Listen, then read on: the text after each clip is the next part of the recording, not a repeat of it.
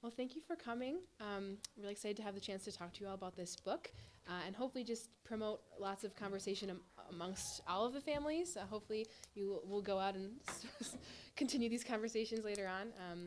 This book has been a very big part of my journey to teaching, and it's something that I read senior year of college while I was doing my student teaching and then forgot about until this year. I took it up again to read it in the fall, and it was so impactful that I bought a couple copies for my fellow teachers, and we've been reading it together and discussing it throughout this year because it's so beautiful. And she was reading it and said, I'm not a parent yet, but if I were a parent, this book would profoundly change the way I think I would think about parenting. And I said, yeah, that kind of makes sense. And we said, wow, maybe parents would want to read this book with us and talk about why we're doing the things that we're doing here. And that's where the idea was born. And I'm really grateful that you all wanted to talk about it with me. So I guess I wanted to start with talking about what is classical education, because classical is not a word you will find in this book. It is not discussed anywhere. You will not find classical. You will not find liberal arts. You will not find Christianity. This book is about morality and virtue, but it does not specifically state that it is part of the classical education movement, and yet it shares all of the same goals, I think. Talking with people from many, many different schools and backgrounds as to what this classical education is, and so many of the conversations revolve around curriculum.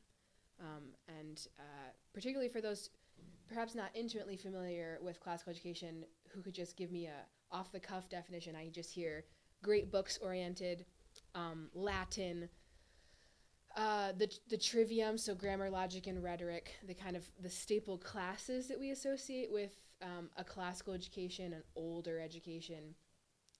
And so I'm ecstatic to hear you mentioning virtue. I mean, hearing that as something coming from the kids, because that's not related to, it is related to curriculum, absolutely, but not summed up in curriculum choices.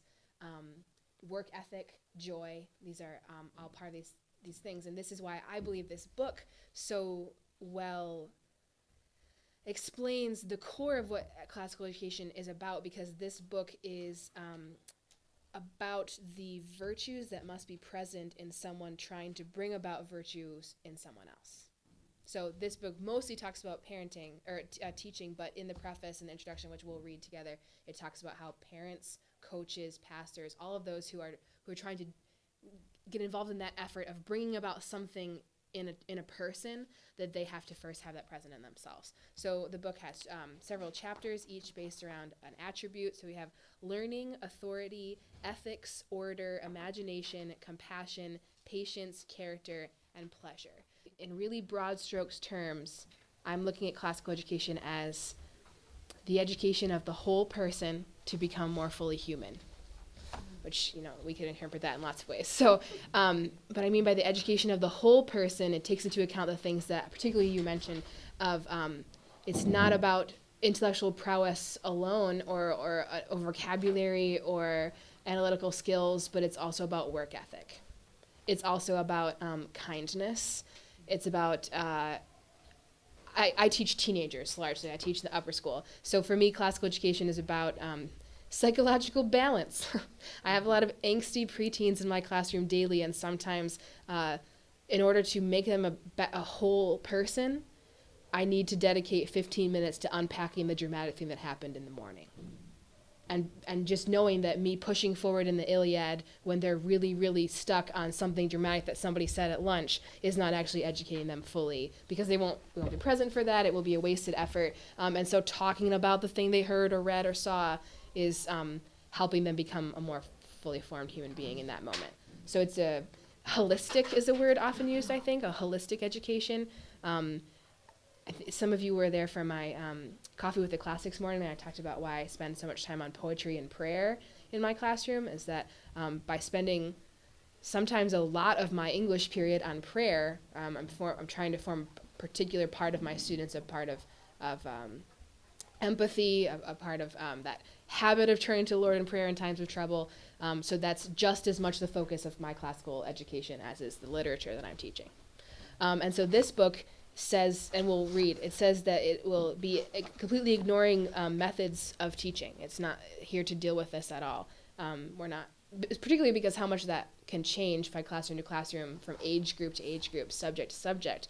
But what is constant is the kind of person we want to create on the other side of our education, the kind of virtues and habits of soul we want to see in those students, and how it is unreasonable for us to ask them to be exemplifying those things if we are not exhibiting it to them. Students, well, all people are so, they tend towards mimicry. we want to become like the things that we spend time around, which, of course, is something I spend a lot of time talking to teenagers about. I'm sure you parents do as well, that you become like the company you keep. And so if I want to produce a kind of student who lives in habits of virtue, they spend a lot of time in my company. So I need to be that, so that they will become more like that and encourage each other in that. But Banner and Cannon have the wiser words between them and me, so we can just begin reading for them. So this is starting on Roman numeral 7, preface. This book is about teaching, and because it is about teaching, much of it is devoted to the personal qualities of good teachers. Believing that teaching is an art, we have emphasized the artists who practice it. This does not mean that we are unmindful of the science of teaching. As with every other art, mastery of teaching is gained through close attention to methods and materials, as well as to refinement of native gifts. Yet, we have focused on the qualities, both natural and cultivated, of those who teach, rather than on the techniques they use, because far too much attention has been given to explaining the process of teaching, and not nearly enough to describing the peoples responsible for that process. Those people cannot be separated from what they do. The human factor in teaching is infinitely variable and beyond the reach of scientific inquiry. It is that factor, rather than the professional one, that is the subject of this book. We have written it for those who teach and for those who wish to consider what makes up the art of teaching and learn to recognize its achievement. Who specifically do we have in mind as our readers? Firstly, those who are considering teaching as a career or just beginning to teach, who need to know both the demands of their chosen work and the deep satisfaction of its pursuit and mastery. Veteran teachers, practiced in their ways and classroom characters, who may need reassurance about the value, indeed sometimes the glory, of their efforts, and who may also seek the inspiration and encouragement to evaluate their old habits and to consider new ones. Those many people, parents, students, administrators, members of governing boards, and public officials who evaluate teaching for personal or professional reasons. And those many others who, with no less seriousness of intent or moral concern than professional teachers, occasionally instruct other people in unfamiliar tasks. Parents, police officers, managers, counselors, coaches, and all professionals, in fact, anyone and everyone. I think they speak to a beautiful truth in that all of us are teaching. I like how they end that with anyone and everyone, because anyone and everyone is at some point teaching others. I think this is the calling to make disciples of all nations. We are teaching others in everything that we do as Christians of what God is, what Christianity is, and what the Christian looks like. So we are all called to be teachers. And all of you as parents particularly, absolutely. How much more profound are you experiencing this calling that I have of molding souls? You've been at it a lot longer than I, and have a much longer impact, I think, on your children than I ever will. So how much more relevant is this for you? This reminds me actually of a conversation I had in college with a fellow student. We were reflecting on what we considered the gravest vocations, the ones with the perhaps most serious impact. And we decided on parenting, pastoring, and teaching. These three that, not that other vocations didn't leave an impactful or leave an impact on the world, but somehow these three, their medium is the souls of other people. And parents forever decide the way that their children will look at the world. Perhaps not in the way that they intended. But I mean, I assume all of us can look at our childhoods and see that, or our even continuing relationship with our parents, that we look at the world because of the way they looked at the world. And maybe not in the same way that they did, but still because of how they did. Pastors, because of the fact that they take up this place as the intermediary between Christ and his church.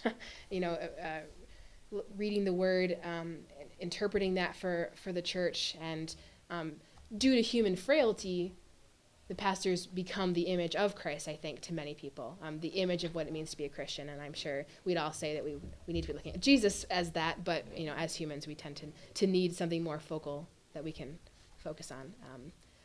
And then teachers as well. I can look back. The reason I decided that I was called to be a teacher was in a moment where looking back and realizing that I was who I was because of the teachers I had, particularly in high school and college, and that I'd gone through lots of potential career paths and majors, pre-med and bio, theology, Latin, history, and it was in history, my sophomore year of college, that I was able to take a truly fantastic upper-level class on the Reformation.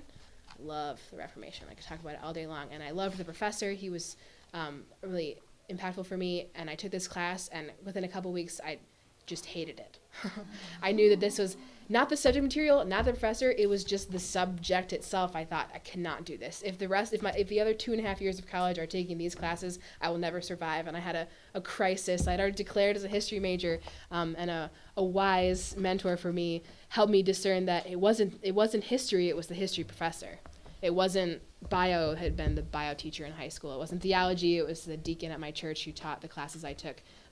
It was the teachers who had come alongside me that made me fall in love with those subjects, and I really had fallen in love with their education that they were giving me.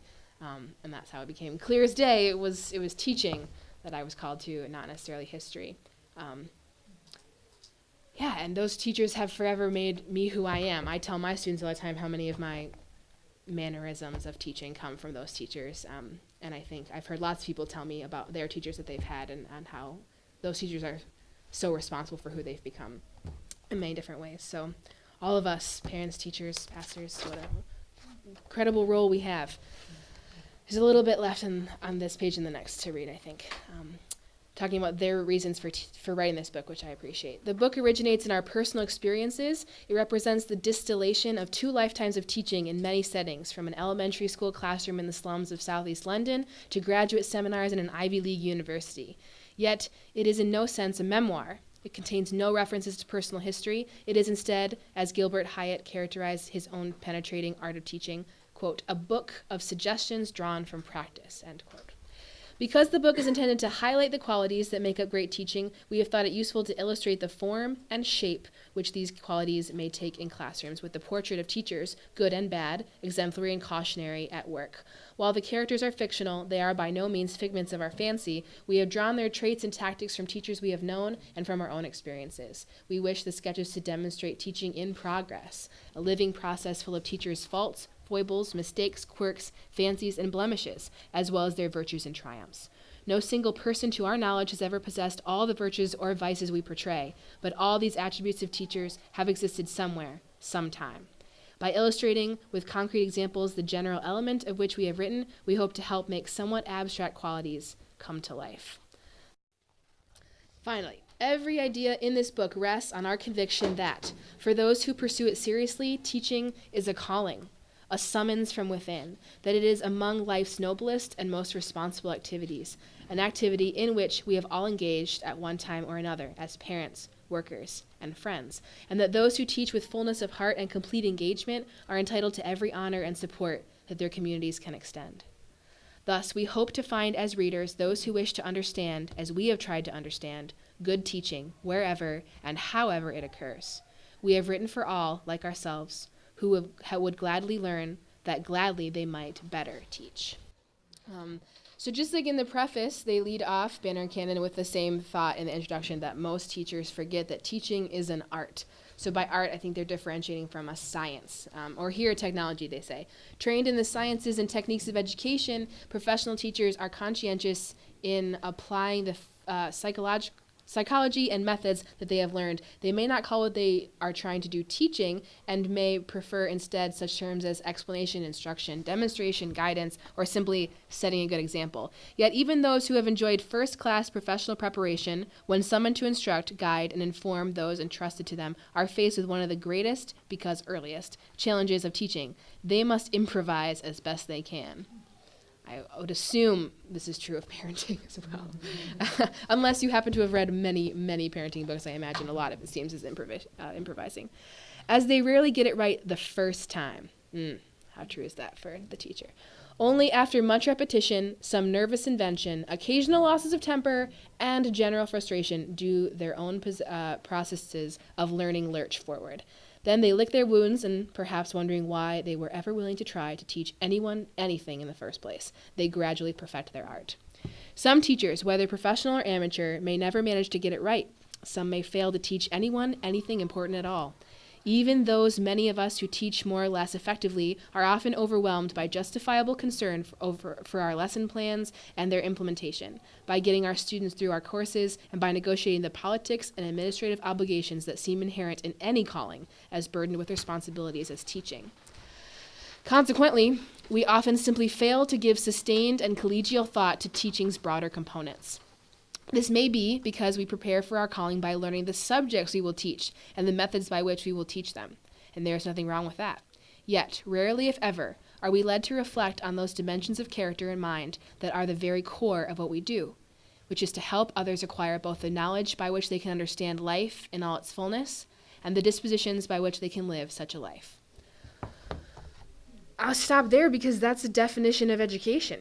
Right there, starting with the M dash. I think it's not a bad definition of classical education either, so I'll read it again. So starting at the M dash, education, and perhaps classical education, is helping others acquire both the knowledge by which they can understand life and its fullness and the dispositions by which they can live such a life. Dispositions, I think, meaning habits. Dispositions, the thing to which you tend toward. So virtue is the word for habit of virtue, or habit of soul. So essentially what it's saying is the knowledge required to understand life and the habits and virtues required. Again, holistic, the whole person, not just the knowledge. I think the tendency we have in education, right, to think about simply the knowledge that you need. And even then, they say not the knowledge you need to be employed, not the knowledge that you need to pay your taxes, but the knowledge that you can understand life in all of its fullness. What a calling to understand life in all its fullness. I'm in the process of that, I suppose. I couldn't tell you how far along, but so this is what we're trying to do in our students. We want them to acquire this knowledge, to understand life in its fullness, and to have the disposition to live that kind of life in all of its fullness. I think it echoes the calling of Christ that he came that we might have life and have it to the fullness, or abundantly, depending on how you translate that. But life in its fullness is his gift to us, and we in classical education are trying to give people that. So at a place like Oakdale, we are a Christian classical school. My student education was in Hillsdale Academy, which was not explicitly Christian. It was, as I think you used the term, Emmy, the Judeo-Christian tradition, yes, but not explicitly Christian. And I think some people are really concerned about that what are you doing if it's not explicitly Christian? I think that if you're really trying to do classical education, which is do this, I think, give someone the understanding of life in its fullness, you are trying to give someone the gift that Christ gives us and are therefore doing the Christian work. I think that we have a lot of charter schools out there that in the public sphere are trying to do this, and what an uphill battle that must be to fight for virtue and absolute truth and goodness in a world that's asking us to not make definitive statements about those things. But I think nevertheless the work that is being done is Christian in its very nature without it needing the label, without it needing to be defined as that. I think it would be much harder to do that. But I think the goals of what you're doing remain the same, largely.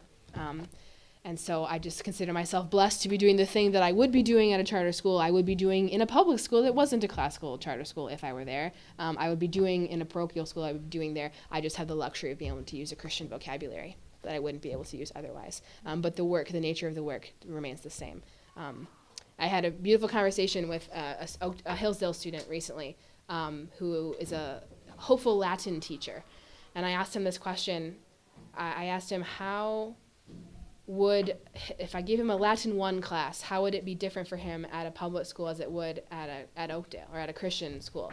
And he thought, and he said, I don't know if it would be different, because I would still be doing the same thing. I'd still be trying to teach truth through the medium of this language to my students. And why would that need to be different in other places? And I thought that was beautiful, a little naive but beautiful, that what he's understanding, that the point here is the extension, the handing off of truth and goodness and beauty, these attributes that find their fullness in God, that they are all given to us by God. They are God's attributes, and they exist in anyone who's trying to do this work, whether or not they are able to say that they're coming from God and from Christ's gift to us. I thought that was beautiful. One of the things I'm trying to teach my kids how to think. It's one of the beautiful things about the Christian faith, is that God calls us to use our minds and to think. We're not to be indoctrinated.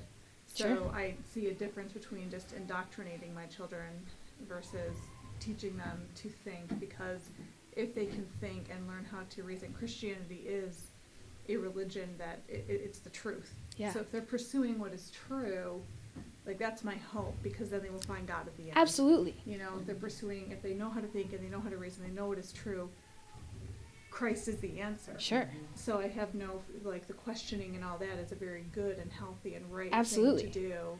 And classical education does that. It trains them how Sure. to think. It's not just a Christian school where if you go to a Christian school and you're not taught classically, maybe you're just being indoctrinated. Sure. And then you leave and you don't know how to think. Yeah. And then where indoctrination doesn't do it. Absolutely. Yeah. I think classical schools, for example, charter schools, let's say, taking place in the public sphere, they can get in trouble because their education points toward Christianity, and often their students become curious and want to talk about those things, and perhaps convert to Christianity in certain circumstances, and then that's troublesome in the public sphere. And the question is, well, what was the teacher saying that they should have been saying? Were they leading secret Bible studies? And no, I think, as you said, if we're teaching the truth, the students will find it, and we know where that truth is. We know that Jesus is the truth, and therefore, if we're teaching it, we will lead them to Him in God's time. And we can have an accelerated path, perhaps, in a Christian school where we're able to use more explicit vocabulary, but nevertheless, are we not on the same road in all of these places if we're teaching the truth? This is a holistic education that takes into account all that a human being is. And to just give someone the answers to the question ignores the fact that they are a questioning being. Made in the image and likeness of a creator. And so we have that in us as well, the desire to understand and to make, and to not just to be told, but to understand and know deeply. So in this education that wants to take all of that into account, it would be antithetical to just give you the answers and just say, this is what you should think, and not take into account why you should think it, or take into account that you will want to know why you have to think it. Absolutely, this is all part of the same thing. Would you read for me, please, the basic element of teaching? The basic elements of teaching, by contrast, are qualities that come to inhere in us, even if we do not recognize them as such or fully develop them. Rarely can they be taught. They are ingredients of our own humanity, to which contents and methods are adjunct. We must draw them from ourselves, identify, develop, and then apply them. We may know our subjects and perfect our techniques for teaching them without recognizing that. For our mastery to make a difference to our students, we must also summon from within certain qualities of personality that have little to do with subject matters or theories of instruction. We don't learn these qualities, we call them forth, and by understanding them, we use them for the benefit of others. Thank you. As you can see, I underlined that line. I just think that's beautiful. I think that takes into account what we just said about being made in the image and likeness of our Creator, that we have these things at our disposal, these virtues. We have these things as gifts of the Holy Spirit. We have them as part of who we are. And in our weakness as humans, we might struggle with them, but they're nevertheless part of what it means to be human, that we have to call forth in order to show our students that they can call those things forth, the things that we will read on. Okay. My pedagogical expertise and technical knowledge are essential to it. Ultimately, teaching is a creative act. It makes something fresh from existing knowledge in spontaneous, improvised efforts of mind and spirit, disciplined by education and experience. Thus, unlike a technology in which correct application produces predictable and uniform results, teaching yields infinite surprises, infinite delights from one moment to the next. While method can apply to teaching, we know or can learn what art can finish out of our own selves. We must imagine and then practice. Thank you. So this is what I mentioned at the very beginning when we talked about teaching being an art. It's different than in technology. It's not a predictable, action that will produce a predictable result. And thanks be to God for that. I think that despite moments of failure to provide the best education that we can, that good things come from it. And I think it also can explain the frustration that I know I experienced as a teacher, and I'm sure parents do as well, that sometimes the effort that you put into it doesn't result in what you thought it would, or how the same parents can produce such dramatically different children in their adulthood. I think what we're doing here is an art with all the skills that we bring to it, but with no ability to rely on it as a technology. It will not create predictable and uniform results, and in fact just leads to surprises, disappointments, but also, as I said, infinite delights that we also know come from the fact that these are not our children, but Christ's, and that we have been gifted them for the time that we have been to use our art of influence and to create as beautiful of a human as we can. That seems like a good place to end.